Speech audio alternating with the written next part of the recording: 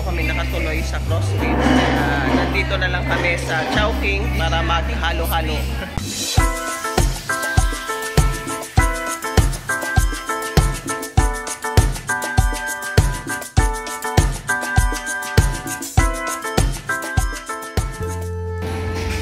Ito po ang halo-halo dito sa Chowking. Favorite ng mama ko. So, tikman po muna natin ang ube ice cream.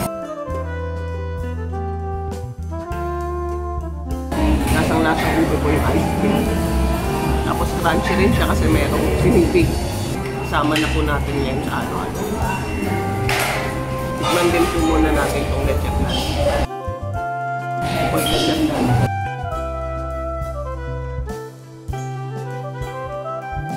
Sakto lang po yung consistency ng leche flan. Hindi rin siya masyado matamis.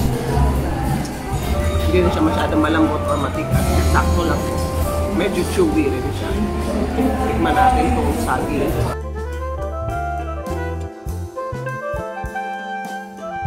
Sakto lang po siya. Hindi siya masyadong lutong-luto o matigas.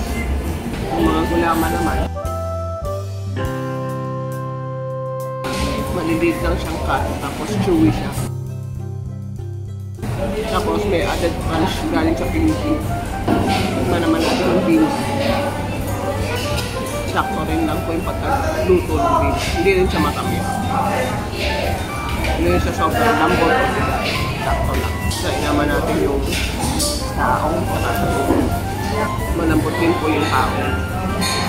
Yung sago naman, sakto lang. Medyo chewy. Meron din po maliliit na ice na medyo buo-buo. Overall po, masarap naman po halo-halo ng Chowking.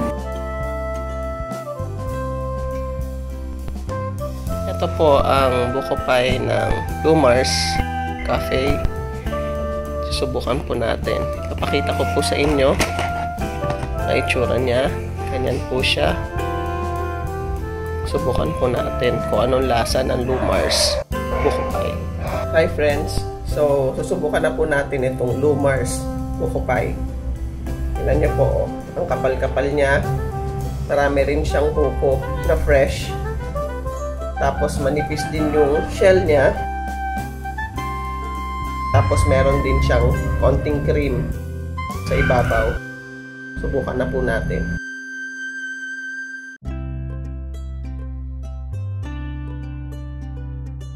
Masarap po siya.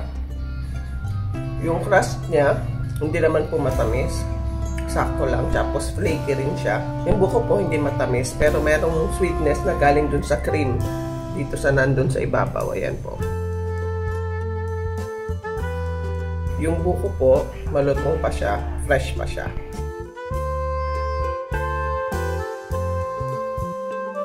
Try naman natin itong crust.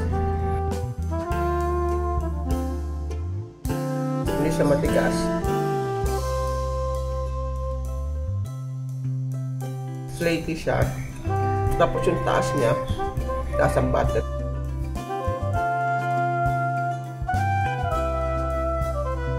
Actually, isang slice po nitong buko pie, hefty na siya. Mabigat na siya sa tiyan.